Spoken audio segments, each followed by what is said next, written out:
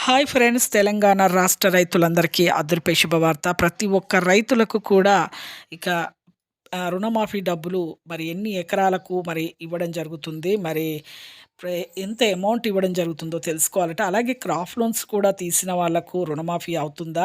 2 బ్యాంకుల్లో 1,00,000, 2,00,000 ఉన్నా కూడా మరి అవుతుందా?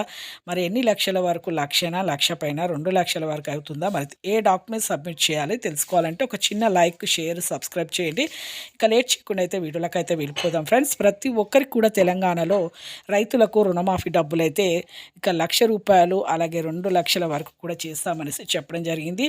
ప్రతి ఒక్క రైతు యొక్క కష్టాన్ని తలుచుకొని మన ప్రభుత్వం అయితే సీఎం రేవంత్ రెడ్డి గారు ఎన్నో కష్టాలు పడుతున్నారు రైతులు అనేసి రూ.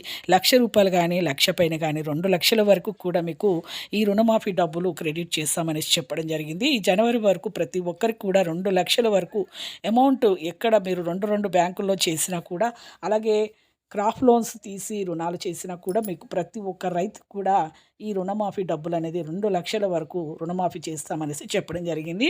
ప్రతి ఒక్క రైతు కూడా పట్టా పాస్‌బుక్ జిరాక్స్, అలాగే ఆధార్ కార్డ్ జిరాక్స్, మీ బ్యాంక్ పాస్‌బుక్ జిరాక్స్, అలాగే మీరు ప్రతి ఒక్కరు కూడా మీ యొక్క పాస్‌బుక్ కూడా రన్నింగ్‌లో ఉండాలండి. అలాగే ప్రతి ఒక్కరు కూడా మీ దగ్గర ఉన్న వ్యవసాయ క్షేత్రం మీ బ్యాంక్ దగ్గరలో ఉన్న వ్యవసాయ క్షేత్రంకి వెళ్ళి సబ్మిట్ చేయండి. ఈ డిసెంబర్ 4వ వారం వరకల్లా అలాగే జనవరి వరకల్లా 2,00,000 రూపాయలైతే చేస్తామని చెప్పడం జరిగింది.